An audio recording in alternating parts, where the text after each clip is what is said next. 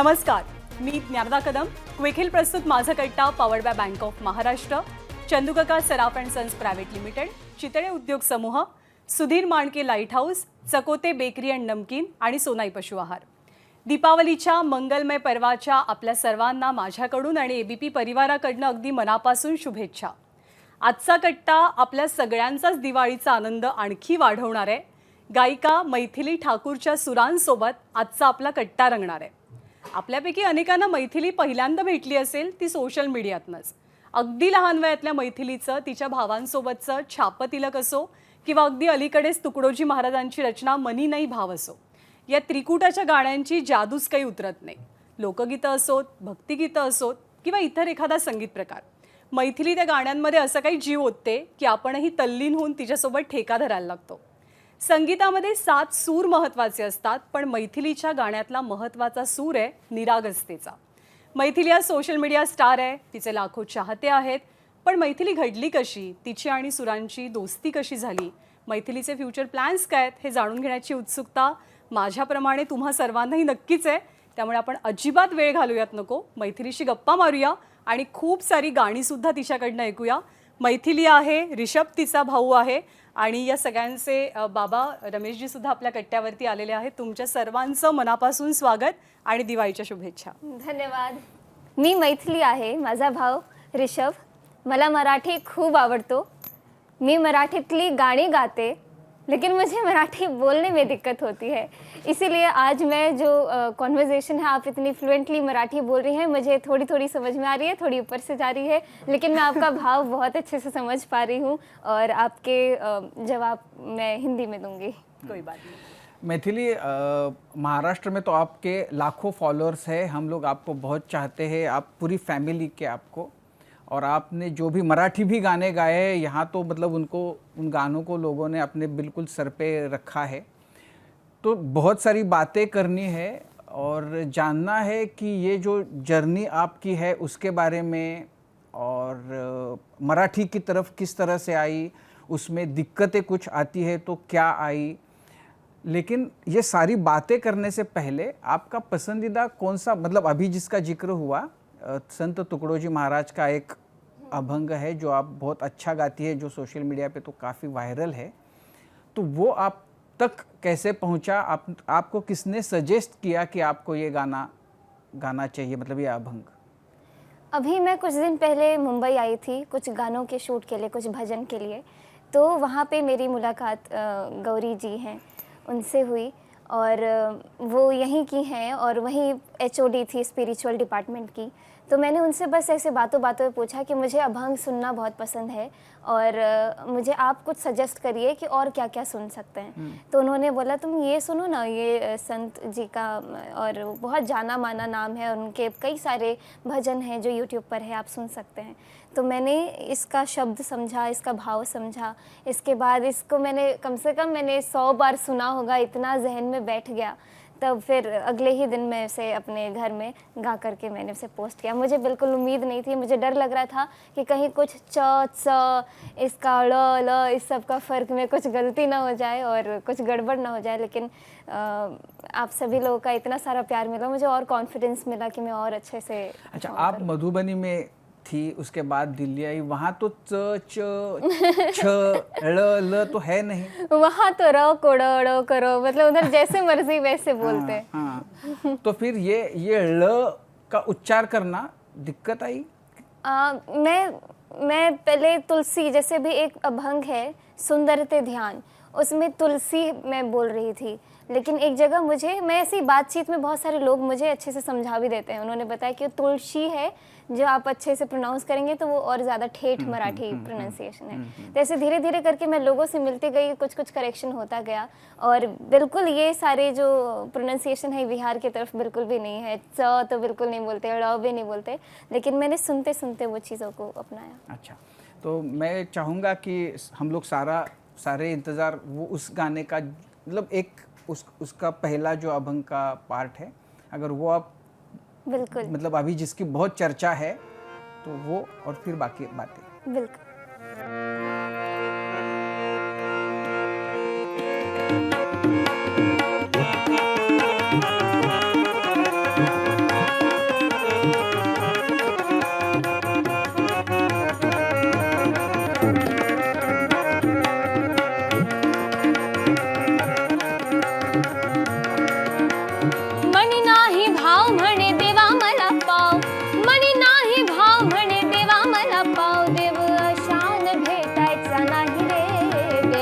बाजारचा भाजीपाला नाही रे, देव बाजारचा भाजीपाला नाही रे. मनी नाही भाव म्हणे देवा मला पाव, मनी नाही भाव म्हणे देवा मला पाव, देव अशान भेटायचा नाही रे, देव बाजारचा भाजीपाला नाही रे, देव बाजारचा भाजीपाला नाही रे.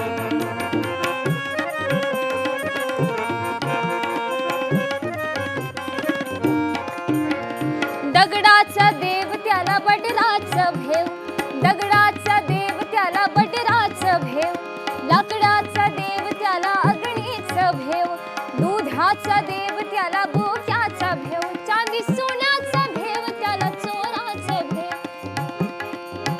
देव अशान भेटायचा नाही रे, देव अशान भेटायचा नाही रे, देव बाजारचा भाजीपाला नाही रे, देव बाजारचा भाजीपाला नाही रे.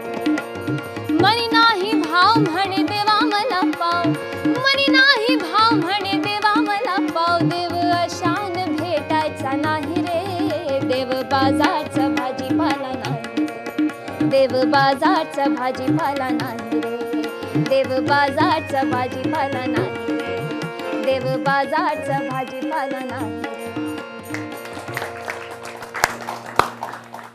अब ऐसा है कि आपको तो आप मधुबनी से दिल्ली कैसे आई वो तो पापा ने बताया होगा, लेकिन आपकी मधुबनी की कुछ यादें वगैरह है, मतलब वो हाँ, मधुबनी में अब जाते हैं तो अब ऐसा लगता है कि लोग वहाँ से सब मतलब सब बुजुर्ग हो गए हैं, काफ़ी लोग हैं काफ़ी लोग नहीं हैं.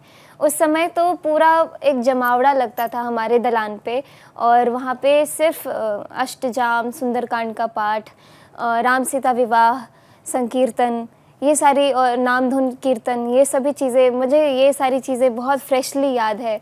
कि दिन भर हम लोग को बस खाना खाने का थोड़ा समय मिलता था, फिर वहाँ से फिर से दलान पे बैठ के बहुत सारे गायक होते थे जो गाते बजाते रहते थे. नहीं, लेकिन ये आप जब दिल्ली से मधुबनी जाती होगी तब की यादें नहीं, होगी। जब मैं बहुत छोटी थी मैं अच्छा, तब उस से वक्त देखती की यादें हूँ. हैं। हाँ, ऋषभ को तो नहीं होगा वो कुछ यादें। हाँ, मुझे उतना याद नहीं है उस समय का। मेरा याददाश्त दिल्ली से शुरू हुआ। अच्छा, लेकिन आप मतलब आप अच्छा गाती है, ये आपको कैसे पता चला? मुझे अभी भी नहीं लगता, अभी भी मुझे बहुत गड़बड़ी होती है गाने समय में. वो गाने के बाद जब मैं अपना वीडियो देखती हूँ तो मुझे लगता है यहाँ पे मैं बहुत गड़बड़ की. लेकिन गाते समय जब लोगों को देखती हूँ कि लोग अच्छे से सुन रहे हैं, तब लगता है कि हाँ अच्छे से और अच्छे से गाती हूँ वैसा. नहीं, रमेश जी, आप मतलब बहुत छोटी थी, 4 साल की ही थी, आपने बहुत बड़ा वो निर्णय होगा आपके लिए भी कि आप मधुबनी से दिल्ली शिफ्ट हो गए बच्चों के गाने का विचार करके. मतलब इतना बड़ा उसमें रिस्क तो आपको भी लगा होगा, आपने कैसे ये डिसीजन लिया उस वक्त? हमारे फैमिली में सबको संगीत अच्छा लगता था, हमारे फादर को, हमको, और ये सभी अच्छा गा लेती थी छोटे से, मतलब 3-4 साल की थी तो अच्छा गा लेती थी. तो हमने कहा कि यहाँ गांव में बैठ के तो अच्छा नहीं कर पाएंगे, तो हम लोग दिल्ली आ गए थे. दिल्ली में मैं सिखाने लगा, फिर धीरे धीरे सबको ले आया वहाँ पर. लेकिन आप जब इतने छोटे थे तो क्या आप भी ऐसे ही गाते थे? हाँ. अच्छा. हाँ. आपकी शुरुआत कितने मतलब कौन से एज में हो गई? हमारे वो 3-4 साल के थे तब से हम लोग गा रहे थे. हमारे वो हारमोनियम तब से हम बजा रहे थे, क्योंकि फादर बजाते थे, वही गाते थे, तो वहाँ से तो सीखने में टाइम नहीं लगा. 3-4 साल की थी तो इसको भी सिखा दिया था हारमोनियम, तब से बजा रही है. लेकिन कई बार ऐसा होता है ना फैमिली में कि मतलब हाथ मत लगा, टूट जाएगा वगैरह, इस तरह के रिएक्शंस आते हैं.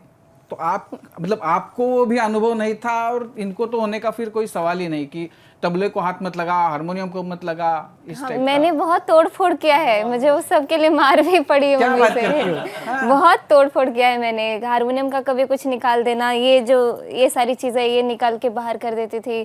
कभी वो काफ़ी मतलब नाजुक होता है ढोलक का वो जो चाटी होता है, कभी उसमें मेरा हाथ घुस जाता था. तो काफ़ी तोड़फोड़ हुआ है, काफ़ी नुकसान भी किया है मैंने. लेकिन पापा नहीं डांटते थे, मम्मी उस मामले में थोड़ी स्ट्रिक्ट थी, तो थोड़ा सा हो जाता था बैलेंस.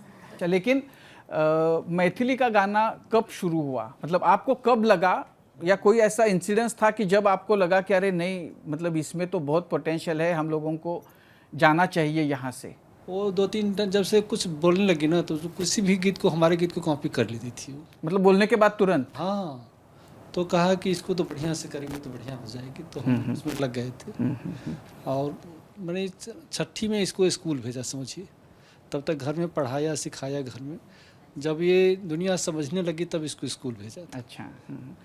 लेकिन आप गा तो रही थी, लेकिन जब ये शुरू हुआ कि गाने का फॉर्मल एजुकेशन, मतलब हो सकता है कि पिताजी माताजी के घर में पापा मम्मी वही हो सकता है सिखा रहे हैं, लेकिन सीखना वाली जो बात होती है तो फिर उसका आनंद उस एज में हो सकता है कि चला जाए। जब कंपल्शन होता है कि नहीं अभी बैठना है, गाना है, तो चलो भागो यहाँ से, ऐसा हुआ कभी? होता था? बहुत हुआ। हाँ। पहले तो खाने पीने में बहुत रोक टोक हो गई थी। हाँ। और जो चीज़ मुझे पसंद था वो चीज़ खाने को नहीं मिलता था उस समय में। दही मुझे बहुत पसंद था खाना, लेकिन वो दही मैं जैसे खाती थी तो मुझे ज़ुकाम और 10 दिन का प्रैक्टिस छूट जाना, क्योंकि ज़ुकाम ठीक होने में 7-8 दिन लगता था। तो पापा ने सड़ी सड़ी दही खिला करके मेरा वो बिल्कुल वो दही से होता है ना, दही का नाम सुनते ही फिर उल्टी आना, ऐसा हो गया मेरे साथ। वो इतना खराब दही खिला दिए पापा। फिर तो वो फिर अपने आप छूट गया। उसके बाद आइसक्रीम खाने से दिक्कत होती थी, तो उस समय वो सारी चीज़ें अवॉइड की। तो अब जा कर के थोड़ा ऐसा मैं अंदर से स्ट्रांग हुई हूँ और थोड़ा बनाई हूँ खुद को कि अभी आइसक्रीम भी खा लूँ तो ठीक रहूँ और गोलगप्पे भी खा लूँ तो ठीक रहूँ। नहीं तो फिर बचपन में बहुत ख़राब स्थिति थी, 1 दिन खाई और 7 दिन बीमार। तो आप गाती भी हो, उसके साथ हारमोनियम, तो दोनों का एक साथ शुरू हुई आपकी शिक्षा?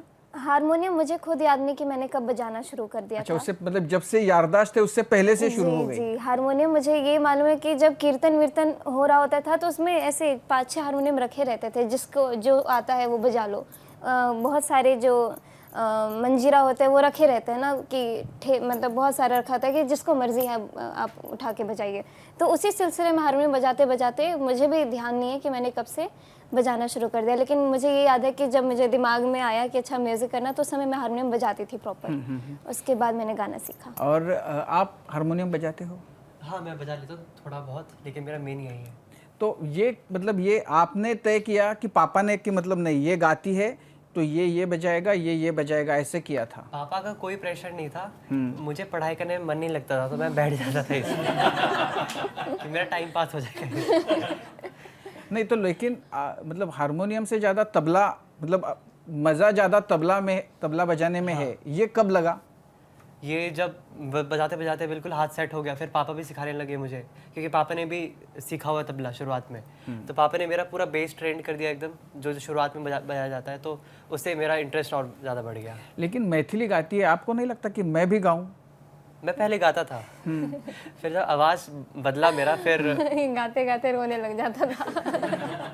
हाँ? हाँ, बहुत रोता था कि मुझे लोग देख लेंगे गाते हुए, बहुत शर्माता था ये। ऐसी बात है कि जब आप गाना गाते हो, हर कोई सिंगर का अपना अपना एक स्टाइल स्टेटमेंट होता है। तो आपको जब भी हम देखते हैं एकदम परंपरागत पोशाक में देखते हैं, तो 20-22 साल की लड़की ऐसे साड़ी में अपने को खुद को इतनी अच्छी से कैरी करती है। साड़ियों से कुछ ज़्यादा ही लगाव है? साड़ी में मुझे पहन के ऐसा लगता है कि मैं बहुत खूबसूरत लग रही हूँ। बाकी और कपड़े में वो फील नहीं आता कि मैं सुंदर लग रही हूँ या अच्छी लग रही हूँ, लेकिन साड़ी पहन के ऑटोमेटिकली ऐसा लगता है कि हाँ, मैं भी दुनिया की सबसे खूबसूरत लड़की हूँ। दूसरी बात ये भी पूछनी थी कि लोक संगीत जो है वो हर एक प्रदेश की पहचान होती है। तो आपने तो लोक संगीत पे बहुत काम किया है, और सिर्फ आपके प्रदेश का नहीं, पूरे देश भर में। तो लोक संगीत से लगाव कैसे जुड़ गया? जो मैं बोलती हूँ कि जैसे राम सीता विवाह संकीर्तन हमारे यहाँ पे होता था, उसमें यही चीज़ होता था कि जब सीता जी मिथिला की राजकुमारी ऐसे बोलते हैं तो वो हमारा ही क्षेत्र है, हम भी वहीं के हैं। तो वैसे ही बहुत भाग्यवान है कि हम लोग का जगह मातृभूमि वही है। और वहाँ के जो पारंपरिक गीत जो गाते आ रहे हैं लोग, वो सब मैं बहुत छोटी थी तभी से मेरे कान में पड़ने लगा। और जब ऑब्वियसली महाराष्ट्र में भी होता होगा ये चीज़, लेकिन बिहार में जैसे विवाह में भी पहले इस विध में ये गाना गाना है, उसके बाद कोई बच्चा जन्म होता है तो उसका ये होता है, विदाई होती है लड़की की तो ये गाया जाता है, जब लड़का लड़की को लाने जाता है तब ये गाते हैं। मतलब ऐसे करके कम से कम बहुत अनेकों प्रकार के ऐसे गीत हैं जो अलग अलग कैटेगरी में होते हैं। अच्छा, तो ये तो थोड़ा सुनाओ ना इसमें से छोटा छोटा, हाँ, मतलब जो आपको अच्छा लगता है, 1 या 2 छोटी मतलब झलक ये मतलब आपने, इसी हाँ। चीज को, यही जो राम और सीता का जो है। जी जी जी। हम तो पाती लईके आवत बानी पार से, राजा जनक दरबार से ना। ए हम तो पाती लईके आवत बानी पार से, राजा जनक दरबार से ना।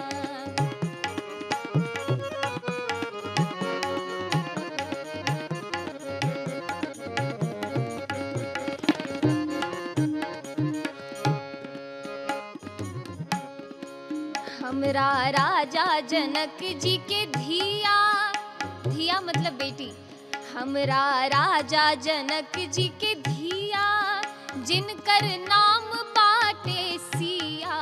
हमरा राजा जनक जी के धिया, जिनकर नाम बाटे सिया, जिनकर नाम बाटे सिया हो, जिनकर नाम बाटे सिया।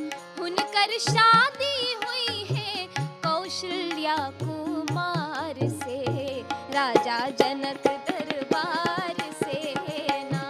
ए हुनकर शादी हुई है कौशल्या कुमार से, राजा जनक दरबार से ना।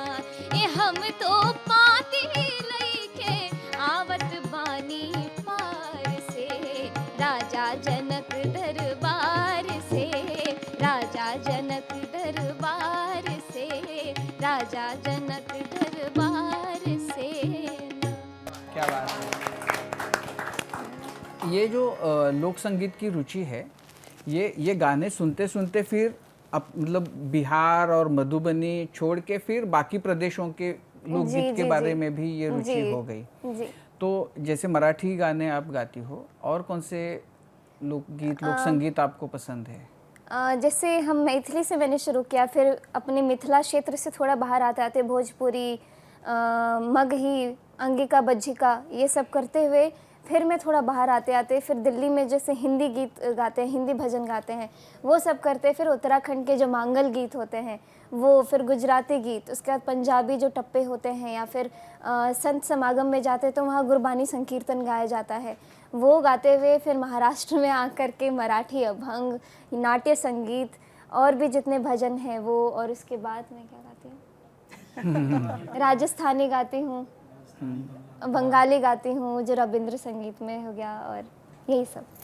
अरे इतनी छोटी उम्र में इतनी भाषाओं के साथ आपका जो मतलब वो ज्ञान जो है गानों का, वो मिलाना मतलब प्राप्त करना बड़ी कठिन होगा ना। सबसे कठिन कौन से भाषा का लगा आपको? कठिन मुझे कुछ भी नहीं लगा। मुझे एक कनेक्शन जो है वो हर जगह यही फील हुआ कि हम लोग जो स्टोरी गाते हैं कि विवाह ऐसे हुआ होगा, राम जी ऐसे आए, फिर ऐसे हुआ, तो वही चीज़ अलग अलग स्टेट में जाकर के वही स्टोरी है, लेकिन उनका भाव वो अपने अपने भाव में गाते हैं। अगर हम लोग यहाँ अभंग की बात करते हैं तो वो अपने भगवान को किस तरीके से पूजते हैं, क्या क्या महिमाओं के बारे में बताते हैं, वो अपने तरीके से बताते हैं। तो बस वो शब्दों का डिफरेंस है, बाकी भाव एक ही लगता है। लेकिन बेसिकली मतलब लोक संगीत उसमें ऐसा तो है नहीं कि राम सीता, हाँ, इसी को फोकस करके वाली तो बात नहीं है। ऐसा फोकस नहीं है, लेकिन हमारे यहाँ पे हमारे जो दादाजी हैं वो बिल्कुल भक्त हैं, तो इसीलिए वो चीज़ें जहन में हमेशा उतरी रहती हैं। बाकी जब मैं धीरे धीरे गाती हूँ तो सर लोक संगीत में जो उस समय 500 साल पहले महिलाएं कैसे रहती थी, फिर उसके बाद कैसे, मतलब कि काफ़ी सारे ऐसे गीत हैं जिसमें उस समय की परिस्थिति, महिलाओं के बारे में या फिर बच्चों के बारे में, ये सारी चीज़ें भी दिखाई जाती हैं। ऋषभ ने तो बोला कि उसको एजुकेशन से मतलब उसको मन ही नहीं लगता था। आपकी क्या स्थिति थी? मेरी स्थिति इसके जितनी दयनीय नहीं थी मेरी काफ़ी बढ़िया स्थिति थी। मतलब 94-96% इतना था कि मैं 10th में, मेरा मैट्रिक में भी 94% आया। हाँ। दयनीय तब हुआ जब मेरा 12th में 89% आया, क्योंकि मैं समय एक रियलिटी शो में थी तो मेरे से उतना हैंडल नहीं हो पाया। अच्छा, तो वो 89 तो मतलब खराब हो गई ऐसा लगता है। हाँ। थोड़ा दयनीय हो गया। तो फिर उसके आगे शुरू है? इसके आगे अभी तो मेरा इस साल ग्रेजुएशन कंप्लीट हुआ है। हो गया? हाँ। किस मतलब क्या थे सब्जेक्ट्स? मैं दिल्ली यूनिवर्सिटी के भारती कॉलेज से बीए प्रोग्राम करी थी, जिसमें म्यूजिक और पॉलिटिकल साइंस दोनों मिक्स। ओह, तो म्यूजिक के साथ पॉलिटिकल साइंस क्यों लिया? राजनीति के बारे में समझने के लिए। ये कॉम्बिनेशन हजम नहीं हो रहा है, राजनीति और गाना। बहुत मुझे बड़ा अच्छा लगा वो सुन करके बीए प्रोग्राम में ये दोनों चीज़ हैं, तो मैं दोनों चीज़ें, क्योंकि जब मैं छोटी से जब सबसे पहले जब दिल्ली आए थे ना, तो पापा मुझे ले जाते थे अलग अलग जगह जहाँ पापा सिखाते थे, और वो पंडारा हाउस होता था दिल्ली का, और ये ऐसी ऐसी जगह पे जहाँ पे सबके मम्मी पापा आईएएस ऑफिसर, किसी का आईपीएस, किसी का आईएफएस। तो उनकी लाइफस्टाइल देख के मुझे लगता था कि मैं अभी तो ऐसे ही गा रही हूँ थोड़ा बहुत, लेकिन जब बड़ी होंगी, अभी पढ़ना शुरू करूँगी, तो मैं एक यूपीएससी मतलब एग्ज़ाम पास करके क्लियर करके मैं एक आईएएस ऑफिसर बनूंगी। तो उस समय से मेरा ये सब चीज़ें कि ये कैसे क्या होता है, सिस्टम में क्या गड़बड़ी है, कहाँ अच्छा हो रहा है, कहाँ बुरा हो रहा है, ये सब जानने में बड़ी रुचि रहती थी। तो लेकिन गाने में मुझे नहीं मालूम था कि मैं इतना कर पाऊंगी। अगर ऐसा नहीं होता तो मैं अभी उस तो मतलब रुचि रहती थी, हो गई, अभी रुचि है नहीं, मतलब ऐसा हम लोग एक्सपेक्ट ना करें कि कल मैथिली यूपीएससी हो गई, और मतलब ये तो अब वो तो उससे भी ये जो अभी का है वो ज़्यादा अच्छा आनंद देने वाला। हाँ, क्योंकि इसमें जब मैं इतना डीपली मैं इसमें इन्वॉल्व हूँ कि मुझे यहाँ से बाहर निकलने का मन ही नहीं कर रहा है। और ऋषभ? भगवान के भरोसे जहाँ खेल देंगे वहीं पे। लेकिन शुरू है। हाँ, मैं तबला मेन मेरा। अच्छा, लेकिन फर्स्ट ईयर में फर्स्ट ईयर में वो उसी कॉलेज में? नहीं, मैं ओपन से कर रहा हूँ। मैं महिला वाले कॉलेज में थी, ये नहीं। अच्छा। अभंग का जिक्र किया आपने मराठी में, तो हमें अच्छा लगेगा जर तुम्ही एखादा अभंग आम्हाला ऐकवलात तर. बिल्कुल.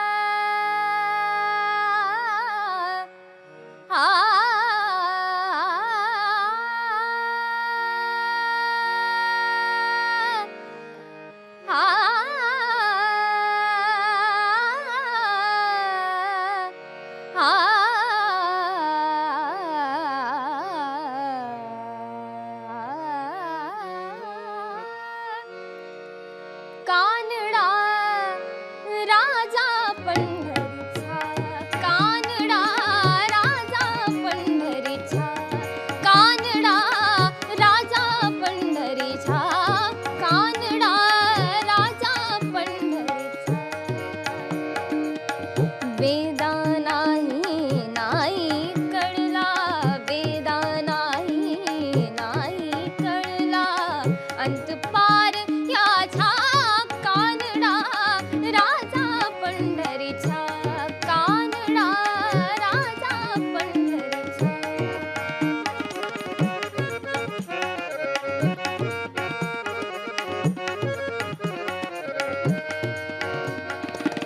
निराकार तो निर्गुण ईश्वर, निराकार तो निर्गुण ईश्वर, कसा प्रगटला असा विठेवर, कसा प्रगटला असा विठेवर. उभय ठेविले हात कटीवर, उभय ठेविले हात विठेवर, उभय ठेविले हात कटीवर. पुतळा चैतन्याचा कानडा राजा पंढरीचा, कानडा राजा पंढरीचा, कानडा राजा पंढरीचा, कानडा राजा पंढरीचा, कानडा राजा पंढरीचा, कानडा राजा पंढरीचा, कानडा राजा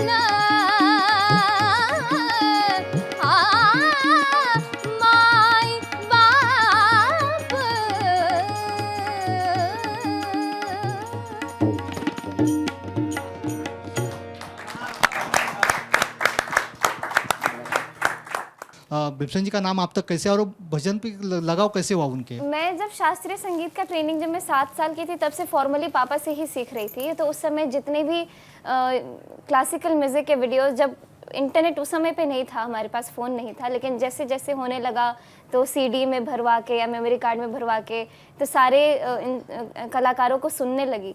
लेकिन पता नहीं एक दिन अजीब से मेरे मन में आया कि अभंग शब्द टाइप करें। उससे पहले मैंने कुछ सोचा नहीं था कि अभंग क्या होता है, नाट्य संगीत क्या होता है, लेकिन दिमाग में आया कि अभंग मैंने वर्ड सुना है तो एक बार टाइप करके देखती हूँ। तब उनका एक जुग बॉक्स आया जिसमें उन्होंने 15-20 अभंग गाए हुए और उसमें सबसे पहला वीडियो था माझे माहेर पंढरी। उनके और कौन से भजन आपको सबसे ज़्यादा पसंद है? मुझे बहुत सारे उनके भजन, जैसे जो भजे हरि को सदा सोही परम पद पावेगा, तो ये मैंने उनसे पहली बार जो भजन सुना वो ये भजन था। मैथिली, आपकी क्लासिकल का जो मतलब वो जो शिक्षा है वो अभी आप जारी है? आप उसके प्रोग्राम्स क्लासिकल के ऐसे करती हो? मैंने क्लासिकल म्यूज़िक सीखा है, लेकिन उसको मैं फोक में डाल करके, फोक म्यूज़िक में कैसे क्लासिकल इंटरप्रेट कर सकते हैं, अलग अलग रागों में लोकगीत होते हैं, मैं लेकिन लोकगीत की प्रस्तुति देती हूँ और मेरा मन बिल्कुल वहीं पे खींचा चला जाता है। अच्छा, तो मतलब आपके फेवरेट कौन थे सिंगर या है? मैं किशोरी ताई जी को बहुत सुनती हूँ। अच्छा। और पंडित भीमसेन जोशी जी। आपको कभी उनको देखने का, किशोरी ताई को कभी मिला था? नहीं, कभी मौका नहीं मिला, लेकिन मुझे लगता नहीं है कि मैं कभी उनसे मिली नहीं। हाँ, मैं अच्छा। एक बार हांगकांग गई थी तो उनकी जो पोती थी वो आई थी गाने के लिए और मैं भी गाने के लिए गई थी। तो अच्छा। उस समय मुझे एक झलकी मिली थी उनकी। अच्छा अच्छा अच्छा। आपको ये तो पता था कि आपके अंदर प्रतिभा कूट कूट के भरी है, लेकिन आप परफॉर्म करती थी लोगों के सामने, लेकिन जब आपकी प्रसिद्धि तब हुई जब आप सोशल मीडिया पे आई। वो जो वीडियो था वो इतना वायरल हो गया कि हर एक के मोबाइल में वो वीडियो आया था। तो ये आइडिया किसका था कि सोशल मीडिया का इस्तेमाल करना है? ये आइडिया भी पिताजी का था। हुआ ये कि 2017 से पहले भी मैं बहुत सारे रियलिटी शोज़ में गई, लेकिन रियलिटी शो जो 2017 में राइजिंग स्टार में गई, वहाँ पे ऐसा था कि मैं रनर अप रही और विनर भी, मतलब ऐसा चांसेस था कि मैं विनर थी, लेकिन थोड़ा सा रनर अप हो गई मैं। तो उस समय मेरे दिमाग में ख्याल आया कि ये जो 1.5-2 महीने का सेलिब्रिटी ट्रीटमेंट रहा, अभी अनिल कपूर आए या फिर बड़ी बड़ी हस्तियों से मेरा मिलना जुलना हुआ, उनके सामने बातचीत, तो अभी यहाँ से मैं घर जाऊँगी तो वापस वही घरेलू चीज़ें होने वाली हैं। और फिर मैं घर गई और धीरे धीरे करके मतलब बहुत लोग मिलने लगे कि मतलब उसके बाद लाइफ बिल्कुल चेंज हो गई। तो मेरे दिमाग में हमेशा ख्याल आता था कि बहुत सारे रियलिटी शोज़ आए हैं, आते जाएंगे, बहुत सारे विनर्स रहे हैं, रनर अप्स रहे हैं, लेकिन एक समय बाद वो लोग भूल जाते हैं उन्हें। और मैं चाहती थी कि ये चीज़ ना हो कि कोई मुझे भूल जाए, सब मुझे याद रखे और सबको मालूम रहे कि मैथिली ठाकुर बहुत अच्छा गाती है, उनके दिमाग में एक छवि बनी रहे। तो वो कैसे हो, तो सोशल मीडिया का सहारा लेना पड़ा। और पिताजी चाहते थे कि मैं बॉलीवुड की तरफ ना घुसूं और मैं सिर्फ लोक संगीत और भगवान के लिए जो हम गाते हैं वही गाऊं और लोगों को वही सुनाऊं। तो मेरे मन में वो आइडिया थोड़ा सा वैसा लगा कि मेरे उम्र के सारे बच्चे तो गिटार, कीबोर्ड और अच्छे अच्छे प्रकशन के साथ गाते हैं, पूरा सिस्टम के साथ गाते हैं, और मैं हारमोनियम तबला है हमारे पास और कोई माइक्रोफोन नहीं है, कौन सुनेगा, किसको अच्छा लगेगा, और वो भी लोकगीत गाएंगे तो किसी को समझ भी नहीं आएगा। तो पापा का पूरा वो था कि नहीं तुम यही करो। तो उस समय जो शुरुआत की, मुझे बिल्कुल उम्मीद नहीं था कि लोग इतना सुनेंगे, इतना प्यार देंगे, और फिर मुझे एक कॉन्फिडेंस मिला लोगों को देख करके, और इसी में अब पहला कौन सा था वीडियो किया? सबसे पहले मैंने भोजपुरी भाषा में एक सोहर गाया था जो कि लोगों ने बहुत सराहा था। अच्छा, सोहर मतलब बच्चे के जन्म पे गाते हैं। अच्छा, हाँ बिल्कुल।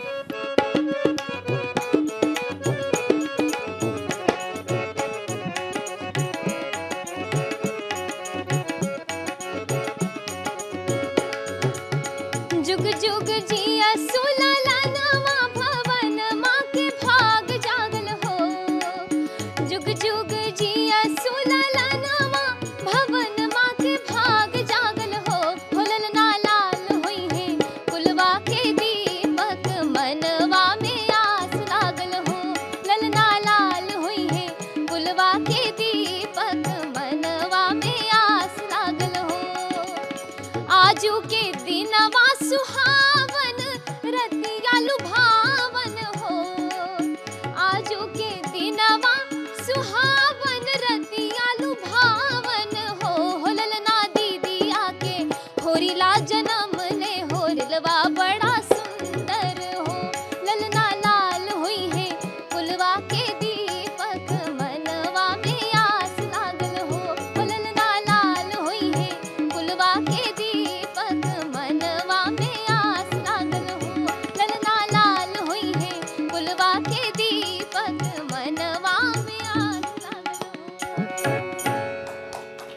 रमेश जी, आपको ये आइडिया कैसे आया कि सोशल मीडिया का यूज़ अब करना चाहिए और वो इतना पावरफुली यूज़ हुआ? अदरवाइज अगर सोशल मीडिया ना होता तो मतलब इतनी प्रतिभावान है मैथिली, हो सकता है कि हमारे तक पहुंचती ही नहीं। मतलब महाराष्ट्र कहाँ, दिल्ली कहाँ, मधुबनी। राइजिंग स्टार में आज जब आए थे ना तो 6 महीना हम यहाँ पर थे, तो वहाँ जो गार्जियन सब थे ना वो खूब यूज कर रहे थे। किसी का 3 लाख फॉलोअर था, किसी का 4 लाख था, इस तरह से। ठीक है, तो हम तो समझते नहीं थे कुछ, तो इसने कहा कि थोड़ा किसी तरह से बनाओ, इसको पेज बनाओ, जैसे लोग कर रहे हैं तुम भी करो। तो लोग सब तो जानने लगे थे राइजिंग स्टार में, तो ये बनाई या फिर लोग सब उस पर इसको फॉलो करने लगा। तो जब हम यहाँ से गए तो हमारा भी 5-6 लाख हो गया था। अच्छा आप गए तब तक 5-6 लाख हो चुका था? हाँ, जब हम यहाँ से घर पहुँचे तो 5-6 लाख हो गया था। तो कहा तो बढ़िया हो रहा है, स्पीड में काम कर रहा है, तो कहा इसको कंटिन्यू करो चलो। फिर यूट्यूब का समझ में आया तो यूट्यूब पर ये डालने लगी। वो भी किसी हमारे राइवल जो हमसे वहाँ पर जो कंपटीशन में आ गए थे, वहाँ भी बहुत सारे कलाकार सब है ना, तो वो लोग यूट्यूब पर खूब गाना डालते थे। हमको कुछ समझ में नहीं आता था कि हम क्या करें। तो हम अब उसे किसी को बोला कि हमको भी समझाइए सिखाइए, तो जाएंगे पता करेंगे कैसा है क्या है, तो हम आपको बताएंगे। वो बोले कि हम YouTube से बात करके आपको बताएंगे। लोग इतना पागल बनाते थे और हम बन भी जाते थे। तब किसी ने समझाया कि आप खुद से गाना रिकॉर्ड करिए, अपने से डाल दीजिए, सब कुछ मोबाइल में है। तो हम लोग मोबाइल से गाना रिकॉर्ड करते थे और उसी में डाल देते थे, और उसको मिलियन में व्यूज जाने लगा। फिर बाद में धीरे धीरे उससे पैसे आने लगा तो और उत्साह बढ़ गया। एक्चुअली जब मधुबनी बोलते थे, मधुबनी का नाम सुनते थे तो याद आता था कि मधुबनी पेंटिंग है, जितवारपुर के 3 पद्मश्री है, नेशनल विनर्स है। अब मधुबनी का नाम लेते तो मैथिली ठाकुर का नाम आ जाता है, तो नेशनल प्राइड बन गया आपका नाम। तो अभी जैसे आपने बोला कि पापा नहीं चाहते थे कि आप बॉलीवुड के गाने गाए या फिर उस तरफ जाए, तो क्या आपको ऑफ़र तो बहुत सारे आ चुके होंगे, आपके इतने सारे सेलिब्रिटीज़ के साथ हम फोटो वोटो देख रहे हैं, तो आपने कोई ऐसा नहीं लगा कभी कि चलो ठीक है एक गाना गा के देखते हैं कि क्या होता है? वो तो गाने के साथ साथ मुझे हीरोइन बनने का भी ऑफर आ रहा था। पता नहीं कैसे आ गया, लेकिन वो बहुत बड़ी मूवी थी और बहुत बड़े डायरेक्टर थे जो इसके पीछे थे, और मुझे लीड हीरोइन ले रहे थे, मतलब लीड कैरेक्टर में ले रहे थे। पता नहीं क्या हो रहा था, वो तो समझ में नहीं आया। लेकिन पिताजी हैं जो भी चीज़ें लगता है ना कि मुझे जिस तरीके से ग्रो होना है, अगर उसमें कुछ अलग अलग चीज़ें आ रही हैं तो पापा उसको काटते छाटते रहते हैं। तो वो काम पापा का होता है, तो मुझे बाद में जाके पता चलता अच्छा ऐसा भी हुआ था, अच्छा मुझे फिल्म में भी गाने का मौका मिला था। तो कई ये मैंने खुद भी ऑब्ज़र्व किया है। वो समय अलग था जब बहुत सुंदर सुंदर गाने आते थे जो अभी तक लोगों के मुंह पे हैं। एक लाइन कोई गा देगा तो अगला लाइन सामने वाला आपको गा के सुना सकता है। वो एक समय था। वहाँ के जो सिंगर्स भी थे उनका अभी तक रूप रंग सब याद है, लोगों के आँख में है। लेकिन अभी धीरे धीरे करके लोग बस 1 महीने 2 महीने के लिए याद रहते हैं, फिर मतलब इतने गाने आ रहे हैं, इतने कलाकार आ रहे हैं, और गाने की क्वालिटी भी धीरे धीरे करके कम हो रही है कि लोगों को ध्यान पे नहीं रहती है। तो और मैं जो कर रही हूँ मुझे इसमें आनंद मिलता है कि हम जो गा रहे हैं वाह कितना सुंदर है। मतलब ये हम इमेजिन करते हैं कि हम वहाँ बैठे हुए हैं, 500 साल पहले ऐसे होता था, ऐसे होता था। तो इसमें आनंद मिलता है, तो ये करने में भी मज़ा आता है। तो रमेश जी, मतलब इसमें सबसे बड़ी बात जो अभी मैथिली ने बोली कि पापा वो जो मतलब जो आता है उसको काटते छाटते, बहुत इम्पॉर्टेंट बात यह है क्योंकि आजकल होता यह है कि बच्चों को जरा सी वो लाइमलाइट पे आ गए तो बच्चों से ज़्यादा उनके पेरेंट्स जो है उनके एम्बिशंस और उनका इतना बढ़ जाता है फिर, और फिर उसमें बच्चों का विचार कम होता है, लॉन्ग टर्म में उनका करियर का विचार कम होता है, और अभी जो मिल रहा है उसको दोनों हाथों से किस तरह से खींच के लेके आए। तो आपको इस तरह के जो प्रलोभन, ये जो ऑफर्स है, ये जब आते हैं आप क्या विचार करते हैं? आपको क्यों नहीं लगा कि मैथिली को जो जिस रास्ते पे वो अभी है उसी रास्ते पे चलना चाहिए, ये बॉलीवुड और ये जो तुरंत मिलने वाला लाइमलाइट है उस पे नहीं जाना चाहिए? देखिए, ये सब चीज़ गा सकती है, ठीक है, हमको पता है कि कुछ भी गा लेगी, कुछ भी गाती है, लेकिन हमारा जो नेचर है ना, जो हम लोग जन्म से सुने हैं वो लोकगीत सुने हैं और उसी के अकॉर्डिंग इसकी आवाज़ उसे वैसे ही तैयार किए हुए हैं। तो अगर यदि हम अपना रूट बदल देंगे तो सब कुछ खराब हो जाएगा। तो इसीलिए हम इसको रोकते रहते हैं कि उधर मत देखो, अपना काम देखो बस। जब आप रियलिटी शो में आए थे तो तब भी आपने वो जो जॉनर है आपने कैरी किया था, आई थिंक, जिसके अपने अभी जिक्र किया कि राइजिंग स्टार में आप रनर अप थी। उस वक्त आपका ओम नमः शिवाय बहुत ही पॉपुलर हुआ था। क्या आप हमें वो सुना सकते हैं? बिल्कुल सुना सकते हैं।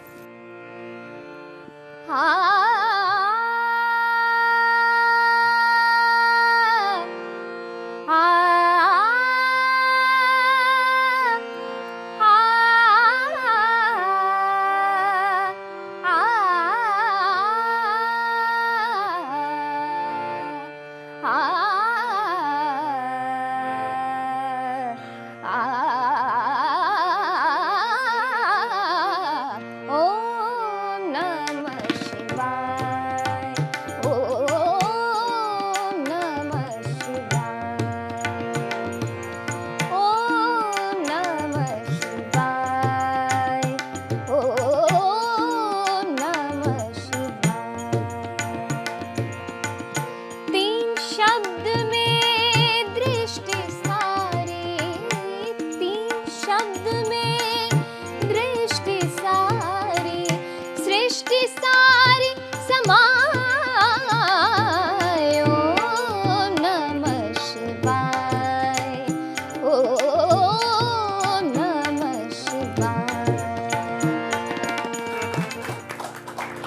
कुछ साल पहले जश्न एकता में आप सबने परफॉर्म किया था, तो वो एक्सपीरियंस कैसा था? ऐसी खुली ऑडियंस है, सब यंग जनरेशन है, काफ़ी पॉपुलर सॉन्ग आपने सुनाए थे, वो सुनना भी चाहेंगे हम, लेकिन वो एक्सपीरियंस कैसे था? बहुत बहुत अच्छा लगता है जब ऐसे सामने लोग बैठे होते हैं, जैसे आज हमारे सामने लोग बैठे हुए, वो जब वार्तालाप करते करते गाने का होता है तो वो ऐसा लगता है कि लगता नहीं कि मैं कहीं बाहर परफॉर्म करने आई हूँ, घर जैसा। तो वहीं पे वैसी बैठकी थी, बहुत सारे लोग थे और उनके ही पसंद से मैं कुछ कुछ सुनाते जा रही थी उन्हें। जैसे दो गाने हैं, जैसे कि छाप तिलक है और दमादम मस्त कलंदर, जी। इतने गायकों ने गाया बहुत है, सारे। आपने भी गाया है, तो हमें अच्छा लगेगा इन दोनों में से कोई भी एक गाना आप हमें सुनाएंगे तो। बिल्कुल, मैं आपको आपका फेवरेट छाप तिलक जो आप भी ग्रीन रूम में आप बता रही थी, मैं वो सुनाती हूँ।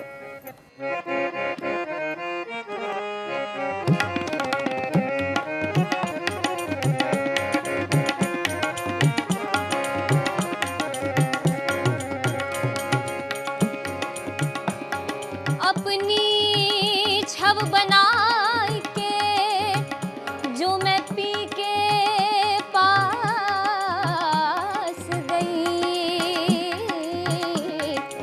जब छव देखी मैं पीहू की, अपनी छव भूल गई। छाप तिलक सब छीनी रे मुँह से नैना मिलाई के, छाप तिलक सब छीनी रे मुँह से नैना मिलाई के, नैना मिलाई के, नैना मिलाई के, नैना मिलाई के, नैना मिलाई के, बात गजब कह दी रे मुँह से नैना मिलाई के, छाप तिलक सब छीनी रे मुँह से नैना मिलाई के।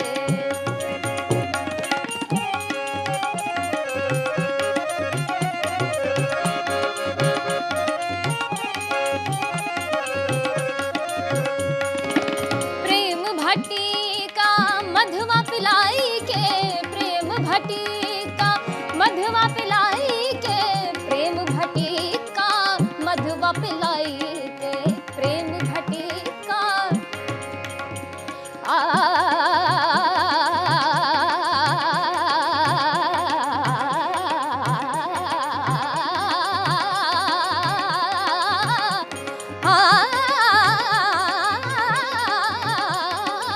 प्रेम भट्टी का मधुआ पिलाई के, प्रेम भट्टी का मधुआ पिलाई के, प्रेम भट्टी का मधुआ पिलाई के, प्रेम भट्टी, प्रेम भट्टी का मधुआ पिलाई के, मधुआ पिलाई के, मधुआ पिलाई के, मधुआ पिलाई के, मतवारी कर दी रे मुँह से नैना मिलाई के, छाप तिलक सब छीनी रे मुँह से नैना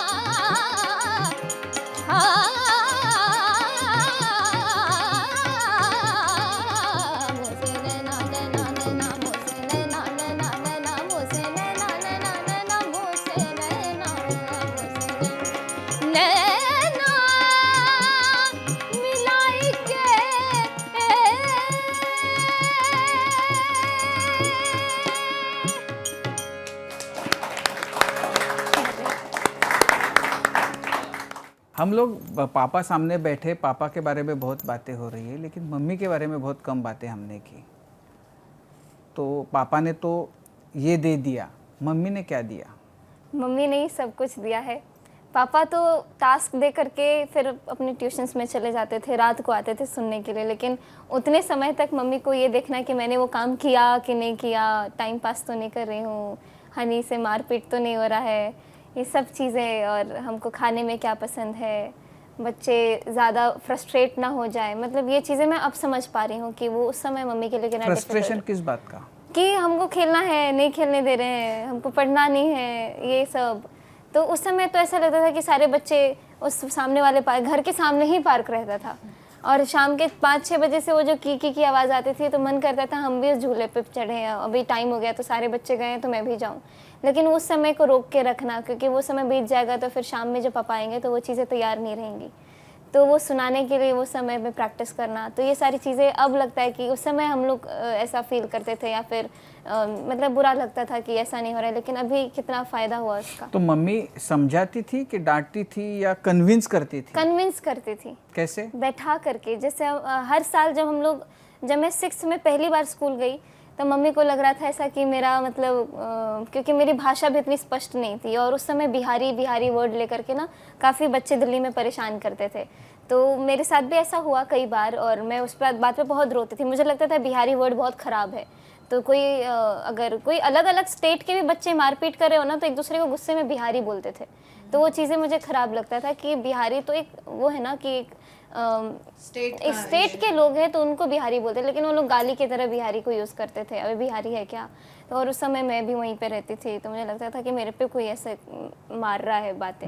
तो वो समय फिर वो सारी चीज़ों को मैं घर पे आकर के डिस्कस करती थी, कई बार रोना हो जाता था, स्कूल में रोना हो जाता था, तो मम्मी को लगता था मेरे लिए काफ़ी भारी है वो सारी चीज़ें, तो मैं बिठा के समझाती थी कि अभी कुछ नहीं है, एक बार रोगी तो सब बार बार रुलाएंगे, ये वो सब। तो मेंटली जितना भी अभी मैं जितना बोल पा रही हूँ, जितनी स्ट्रॉन्ग हूँ, वो मम्मी की वजह से। ऋषभ? बिल्कुल, मम्मी का बहुत बड़ा योगदान है। कुछ तो अलग बोल। सिर्फ सब मेरी बातें बोल। हाँ, तो मतलब हम क्या बोलते हैं उसको, बहुत मैनर्स में है वो मम्मी की वजह से है, क्योंकि मम्मी ने बिल्कुल कंट्रोल करके रखा है कि मम्मी का इशारा काफ़ी है। मतलब अब मम्मी इससे आगे गई तो फिर मारपीट हो जाएगा, फिर मम्मी बहुत मारेगी, तो फिर सुधर जाओ, अपना काम अच्छे से करो, अब कोई और रास्ता नहीं है आपके पास। अच्छा, पिटाई मम्मी का मतलब डिपार्टमेंट था कि कभी कभी पापा भी हाथ चलाते थे? पापा का 2 साल में 1 बार पिटाई, मम्मी का 1 दिन में 10 बार पिटाई है। आपने भारतीय लोक संगीत को तो सात समंदर पार लेके गए आप, लेकिन बाहर का लोक संगीत भी आप प्रैक्टिस करते हो। दमादम मस्त कलंदर एक ऐसा सॉन्ग है जो आपने इतने व्यूज़ हुए उसके कि छप्पर फाड़ गया, तो हमें वो फिर से सुनना है। मुझे लगता है कि हम कट्टा का समापन इसी गाने से करेंगे। बिल्कुल।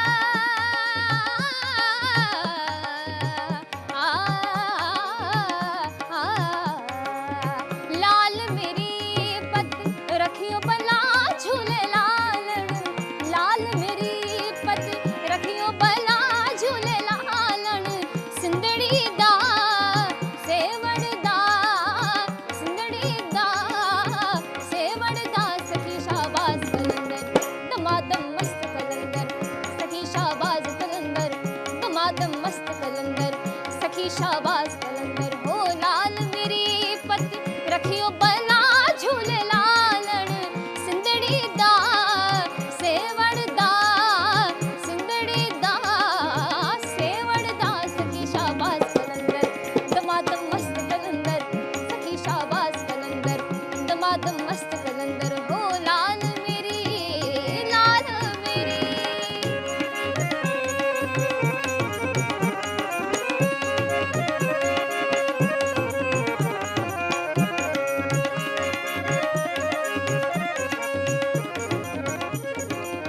चार चराग तेरे बलण हमेशा,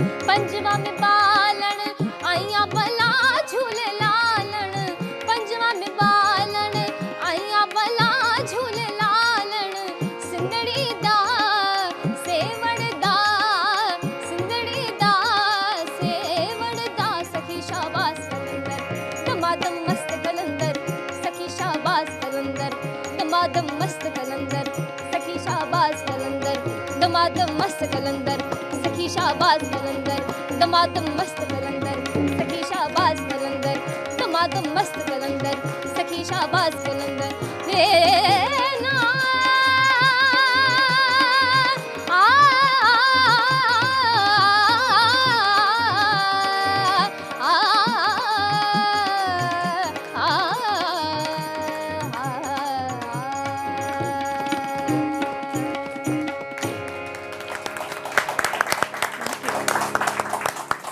टाळ्यांचा असाच कडकडाट तुझ्या आयुष्यामध्ये तुम्हा सर्व मुलांच्या आयुष्यामध्ये कायम राहू दे. आणि असं आहे की तुझ्या नावातच भाषेचा वास आहे. म्हणजे मैथिली ही एक भाषा पण आहे आपल्या देशातली आणि तू इतक्या भाषांना आपलंसं केलंयस की फक्त स्वतःची संस्कृती किंवा स्वतःच्या प्रदेशाची भाषा धरून न ठेवता देशातल्या सगळ्या भाषा आपल्याशा करून त्यातली गाणी लोकांपर्यंत तू पोहोचवतेस. तुम्ही तिघं भावंड पोहोचवताय आणि हे काम असंच करत राहा. आम्हाला आनंद देत राहा. खूप यश तुम्हाला मिळो या आमच्या शुभेच्छा आहेत.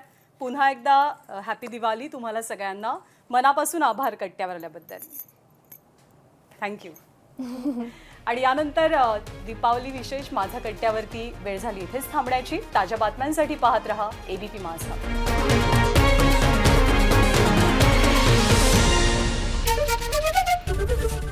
ABP माझा, उघडा डोळे बघा नीट.